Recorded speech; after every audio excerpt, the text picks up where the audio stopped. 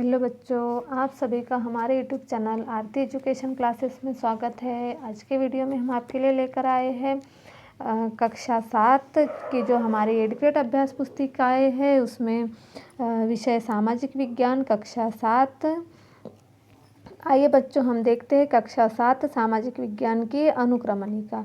यहाँ पर दिया हुआ है अनुक्रमणिका में पाठ का नाम और सरल क्रमांक और पाठ का क्रमांक पृष्ठ क्रमांक। तो हम देखेंगे आज के वीडियो में हम आपके लिए लेकर आए हैं पाठ 10 18वीं शताब्दी में नए राजनीतिक गठन। जो पाठ 10 है 18वीं शताब्दी में नए राजनीतिक गठन। तो इस हम पिछले वीडियो में आपके लिए लेकर आए थे पाठ 6 नगर व्यापारी और शिल्पीजन।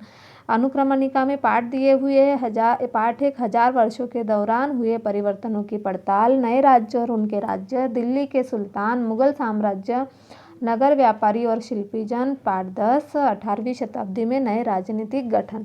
तो इस वीडियो में हम आपके लिए लेकर आए हैं पाठ 10 18वीं शताब्दी में नए राजनीतिक गठन। आइए बच्चों हम देखते हैं पाठ 10 नए राजनीतिक गठन 18वीं शताब्दी के नए राजनीतिक गठन के प्रश्नोत्तर। लेकिन उससे पहले आप हमारे यूट्यूब चैनल आरती एजुकेशन क्लासेस को सब्सक्राइब ज़रूर कर लीजिए और बेल आइकन को प्रेस करना ना भूलिए ताकि आपको हमारे आने वाले वीडियो के नोटिफिकेशन मिलते रहेंगे। आइए बच्चों हम देखते हैं पाठ अध्याय 10 के प्रश्नोत्तर। देखिए यहाँ पर दिया हुआ है हमारा प्रश्न क्रमांक 1। इसमें उन परिस्थितियों को लिखिए जिसके कारण मुगल साम्राज्य कमज़ोर होता था। हमसे क्या पूछा गया, उन परिस्थितियों को लिखिए जिससे मुगल साम्राज्य कमज़ोर होता था। जो पाठ 10 है हमारा 18वीं शताब्दी में नए राजनीतिक गठन। तो यहाँ पर देखिए जो प्रश्न क्रमांक 1 है उसका उत्तर हमें इतिहास पाठ्य पुस्तक के पृष्ठ क्रमांक 139 से 40 में देखकर हमें यहाँ पर लिखना है। तो देखिए मुगल साम्राज्य किन परिस्थितियों में कमज़ोर होता था, इसका उत्तर हमने लिखा है निम्नलिखित परिस्थितियों के कारण मुगल साम्राज्य कमज़ोर होता गया। जो निम्नलिखित परिस्थितियाँ थी उसके कारण क्या हुआ, मुगल साम्राज्य कमज़ोर होते गया। एक है औरंगजेब के उत्तराधिकारी के शासनकाल में साम्राज्य के प्रशासन की कार्यकुशलता समाप्त हो गई। जो औरंगजेब के उत्तराधिकारी के शासनकाल थे उस समय उस शासनकाल में साम्राज्य के प्रशासन की कार्यकुशलता समाप्त होने लगी। क्रमांक 2 है मनसबदारों के शक्तिशाली वर्गों को वश में रखना केंद्रीय सत्ता के लिए कठिन हो गया। जो मनसबदारों के शक्तिशाली वर्गों को वश में रखना क्या हो गया, केंद्रीय सत्ता के लिए कठिन हो गया। इस समय इन परिस्थितियों में मुगल साम्राज्य कमज़ोर होता गया। आइए बच्चों हम अगला प्रश्न देखते हैं। प्रश्न नंबर 2 18वीं शताब्दी में मुगल साम्राज्य के पतन के साथ साथ राज्यों के कितने समूह बन गए, उनके नाम लिखिए। जो 18वीं शताब्दी थे उसके साथ साथ कितने राज्यों के कितने समूह बन गए, हमें उनके नाम लिखना है। देखिए इतिहास के पाठ्य पुस्तक के पृष्ठ क्रमांक 142 के उत्तर में हमें खोज कर लिखना है। हमने पृष्ठ क्रमांक 142 से इसका उत्तर देखकर लिखा है बच्चों। आप भी इस उत्तर को अपनी एडुकेट अभ्यास पुस्तिका में नोट कर लीजिए। देखिए यहाँ दिया हुआ 18वीं शताब्दी के दौरान मुगल साम्राज्य धीरे धीरे कई स्वतंत्र क्षेत्रीय राज्यों में बिखर गए। जो 18वीं शताब्दी के दौरान क्या था, मुगल साम्राज्य धीरे धीरे कई स्वतंत्र क्षेत्रीय राज्यों में बिखर गए, जैसे अवध, बंगाल व हैदराबाद।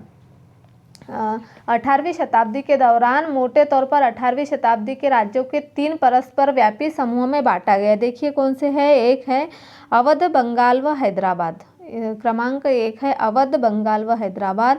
क्रमांक 2 है ऐसे राज्य जो मुगलों के पुराने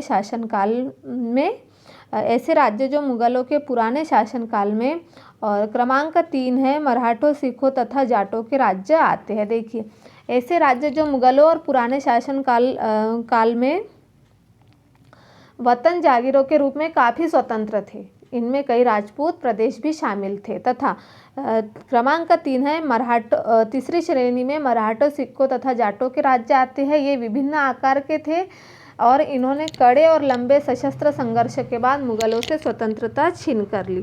तो इस तरह से 18वीं शताब्दी में मुगल साम्राज्य के पतन के साथ साथ राज्यों में 3 समूह बन गए। आप इसे अपनी एडुकेट अभ्यास पुस्तिका में नोट कर लीजिए बच्चों। आइए हम देखते हैं प्रश्न क्रमांक 3। 1739 में दिल्ली पर आक्रमण करने वाले शासक का क्या नाम था और वह कहाँ का शासक था? इस प्रश्न का उत्तर हमें मिलेगा हमारी 8th ग्रेड हमारी जो इतिहास की पाठ्य पुस्तक है कक्षा 7 उसमें 140 पृष्ठ पर। देखिए 1739 में दिल्ली पर आक्रमण करने वाला शासक नादिर शाह है, वह ईरान का शासक है। इस आर्थिक राजनीतिक संकट के बीच भी ईरान के शासक नादिर शाह ने 1739 में दिल्ली पर आक्रमण किया और संपूर्ण नगर को लूट लिया। लूटकर वह बड़ी भारी मात्रा में धन दौलत ले गया और वह ईरान का शासक बन गया। तो इस तरह से 1739 में दिल्ली पर आक्रमण करने वाला शासक नादिर शाह है, वह ईरान का शासक है। आइए बच्चों हम देखते हैं अगला प्रश्न, प्रश्न क्रमांक 4। चौथा व सरदेशमुखी से क्या आशय? जो प्रश्न नंबर 4 है, चौथ व सरदेशमुखी से क्या आशय है? देखिए इस प्रश्न का उत्तर हमें कहाँ मिलेगा? प्रश्न क्रमांक 150 में। 1720 के दशक तक मालवा और गुजरात मुगलों से छीन लिए गए। 1730 के दशक तक मराठा नरेश को समस्त दक्कन प्रायद्वीप के अधिपति के रूप में मान्यता मिल गई और साथ ही इस क्षेत्र पर चौथ और सरदेशमुखी कर वसूलने का अधिकार भी मिल गया। देखिए इस प्रश्न का उत्तर हमने कहाँ से लिखा है? प्रश्न क्रमांक 150 से। इस प्रश्न में दिया गया है, हमें पूछा गया चौथ व सरदेशमुखी का आशय। तो देखिए 1720 के दशक में मालवा और गुजरात मुगलों से छीन ले गए। 1730 के दशक तक मराठा नरेश को समस्त दक्कन प्रायद्वीप के अधिपति के रूप में मान्यता मिल गई और साथ ही इस क्षेत्र पर चौथ और सरदेशमुखी कर वसूलने का अधिकार मिल गया। तो इस तरह से हमने प्रश्न नंबर 4 का उत्तर लिखा। बच्चों आप भी इसे अपनी 8th ग्रेड अभ्यास पुस्तिका में नोट कर लीजिए। आइए हम देखते हैं प्रश्न नंबर 5। अवध में शहादत खान द्वारा जागीरदारों को किस प्रकार नियंत्रित किया गया? अवध जो था, अवध में शहादत खान द्वारा जागीरदारों को किस प्रकार नियंत्रित किया गया? इस प्रश्न का उत्तर है इतिहास के पाठ्य पुस्तक के पृष्ठ क्रमांक 144 से हमें देखकर लिखना है। हमारी जो पाठ्य पुस्तक है इतिहास वाली, उससे हमने यहाँ पर उत्तर देखकर लिखा है पृष्ठ क्रमांक 144 से। तो देखिए शहादत खान बुरहान उल मुल्क ने अवध क्षेत्र में मुगल प्रभाव को कम करने की कोशिश के चलते मुगलों द्वारा नियुक्त जागीरदारों की संख्या में कटौती कर दी। उसने जागीरों के आकार में भी कटौती कर दी और रिक्त स्थानों पर अपने निष्ठावान सेवकों को नियुक्त किया। धोखाधड़ी को रोकने के लिए जागीर अधिकारियों के खाते व लेखों की जांच की गई। देखिए इस प्रश्न में हमसे कहा गया है कि अवध के शहादत खान द्वारा जागीरदारों को किस प्रकार नियंत्रित किया गया। तो यहाँ पर हमने बताया गया शहादत खान बुरहान उल मुल्क ने अवध क्षेत्र में मुगल प्रभाव को कम करने की कोशिशों के चलते मुगलों द्वारा नियुक्त जागीरदारों की संख्या में कटौती कर दी। उसने जागीरों के आकार में भी कटौती की और रिक्त स्थानों पर अपने निष्ठावान सेवकों को नियुक्त किया। धोखाधड़ी को रोकने के लिए जागीर अधिकारियों के खातों और लेखों की जांच की गई। इस तरह से अवध के शहादत खान द्वारा जागीरदारों को नियंत्रित किया गया। इस प्रश्न का उत्तर आप अपनी 8th ग्रेड अभ्यास पुस्तिका में नोट कर लीजिए बच्चों। आइए हम देखते हैं प्रश्न नंबर 6। सूबेदार आसफ जहाँ दक्कन को शासक किस प्रकार बना? दक्कन का शासक किस प्रकार बना? सूबेदार जो आसफ शाह था वह दक्कन का शासक किस प्रकार बना? तो इस प्रश्न का उत्तर है इतिहास पाठ्य पुस्तक के पृष्ठ क्रमांक 143 से हमें देखकर लिखना है। 1720 से 22 के मध्य, 1720 और 22 जो था उसके मध्य दक्कन प्रांतों का सूबेदार, जो दक्कन प्रांत था उसके सूबेदार होने की वजह से आसफ जाह के पास पहले से ही राजनीतिक और वित्तीय प्रशासन का पूरा नियंत्रण था। दक्कन में होने वाले उपद्रव और मुगल दरबार में चल रही प्रतिस्पर्धा का फायदा उठाकर उसने सत्ता हथियाई तथा उस क्षेत्र का वास्तविक शासक बन गया। तो देखिए बच्चों, जो सूबेदार आसफ जाह दक्कन का शासक किस प्रकार बना, तो उसने क्या किया था, 1720 के मध्य ही दक्कन प्रांतों का सूबेदार होने की वजह से आसफ जाह के पास पहले से ही राजनीतिक और वित्तीय प्रशासन का पूरा नियंत्रण था। दक्कन में होने वाले उपद्रव और मुगल दरबार में चल रही प्रतिस्पर्धा का फायदा उठाकर उसने सत्ता हथियाई और अपने क्षेत्र का वास्तविक शासक बन गया। और आसफ जहाँ अपने लिए कुशल सैनिकों तथा प्रशासनों के उत्तरी भारत से लाया और वे दक्षिण में नए अवसर पाकर प्रसन्न थे। इस तरह से सूबेदार आसफ जहाँ दक्कन का शासक बन गया। ठीक है बच्चों, आप इसे अपनी एडग्रेड अभ्यास पुस्तिका में नोट कर लीजिए। अगला प्रश्न है हमारा प्रश्न नंबर 7। दल खालसा किसे कहते वे किस प्रकार के कार्य करते। देखिए, जो दल खालसा है वह किसे कहते हैं और वह किस प्रकार का कार्य करते हैं, हमें इस प्रश्न के उत्तर में लिखना है। देखिए, 18वीं शताब्दी में कई योग्य नेताओं के नेतृत्व में सिखों ने अपने आप को पहले जत्थों में और बाद में मिस्रों में संगठित किया। इन जत्थों और मिसलों की संयुक्त सेनाएं दल खालसा कहलाती है। देखिए, 18वीं शताब्दी में कई योग्य नेताओं के नेतृत्व में क्या हुआ, सिखों ने अपने आप को जत्थों में और बाद में मिसलों में संगठित किया। इन जत्थों और मिसलों की संयुक्त सेनाएं दल खालसा कहलाती थी। उन दिनों दल खालसा बैसाखी और दिवाली के पर्वों पर अमृतसर में मिलता था। इन बैठकों में वे सामयिक निर्णय लिए जाते थे जिन्हें गुरमत्ता कहा जाता था। तो इस तरह से जो हमारा प्रश्न नंबर 7 है, दल खालसा किसे कहते हैं, इसका उत्तर हमने यहाँ पर नोट कर दिया। बच्चों, आप भी इसे अपनी एडग्रेड अभ्यास पुस्तिका में नोट कर लीजिए। आइए बच्चों, हम अगला प्रश्न देखते हैं। प्रश्न क्रमांक 8, सिखों द्वारा स्थापित राखी व्यवस्था किससे संबंधित है। देखिए, यहाँ पर प्रश्न नंबर 8 जो दिया हुआ है हमारा, सिखों द्वारा स्थापित राखी व्यवस्था किससे संबंधित है। तो इस प्रश्न का उत्तर हमने लिखा प्रश्न क्रमांक 149 से।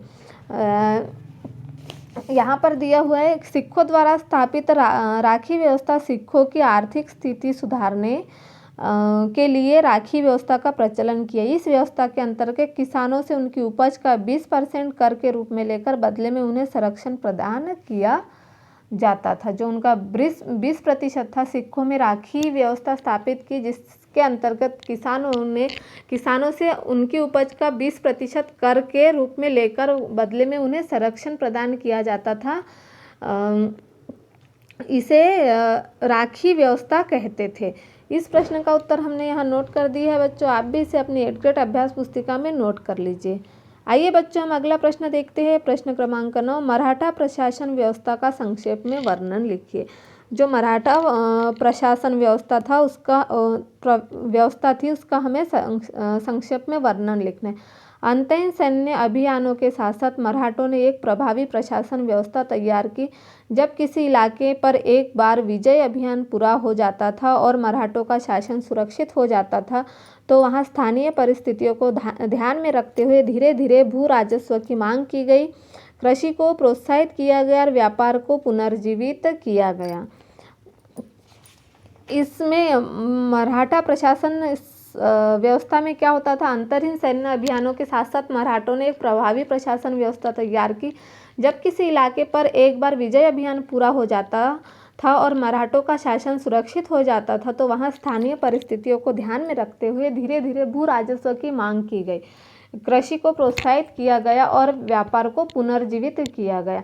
इस तरह से मराठा प्रशासन व्यवस्था का वर्णन है जो हमने यहाँ पर लिख दिया है। आप भी इसे अपनी एडग्रेड अभ्यास पुस्तिका में नोट कर लीजिए। अब देखते हैं हम प्रश्न क्रमांक 10, जाट राज्य के प्रमुख व्यापारिक केंद्र कौन कौन से है। जो जाट राज्य है उसका प्रमुख व्यापारिक केंद्र कौन कौन सा है। तो देखिए, जाट राज्य के प्रमुख व्यापारिक केंद्र पानीपत तथा बल्लभगढ़ थे। इस पानीपत तथा बल्लभगढ़ थे। जैसे जाटों की शक्ति सूरजमल के राज्य के समय पराकाष्ठा पर पहुंची एवं सूरजमल के राज्य में भरतपुर शक्तिशाली राज्य के रूप में उभरा। जाट समूह कृषक थे। उनके प्रभुत्व क्षेत्र में पानीपत तथा बल्लभगढ़ में व्यापार किया गया। जाट समूह क्या था, जाट समूह जो है वह कृषक थे और उनके प्रभुत्व क्षेत्र में पानीपत तथा बल्लभगढ़ के व्यापार किए गए। इस तरह से जाट समृद्ध कृषक थे और उनके प्रभुत्व क्षेत्र में पानीपत तथा बल्लभगढ़। जाट क्या थे, जाट समृद्ध कृषक थे। इस तरह से हमने प्रश्न क्रमांक 10 का उत्तर लिखा बच्चों। आप भी इसे अपनी 8th ग्रेड अभ्यास पुस्तिका में नोट कर लीजिए। आइए बच्चों हम देखते हैं, इसके बाद है प्रश्न क्रमांक 10 का उत्तर हमने लिख दिया। आज के वीडियो में हम आपके लिए लेकर आए थे हमारी जो 8th ग्रेड अभ्यास पुस्तिका है उसमें सामाजिक विज्ञान कक्षा 7 के पाठ 10 18वीं शताब्दी में नए राजनीतिक गठन। आने वाले वीडियो में हम आपके लिए लेकर आएंगे भूगोल का जो पाठ 2 है, हमारी पृथ्वी के अंदर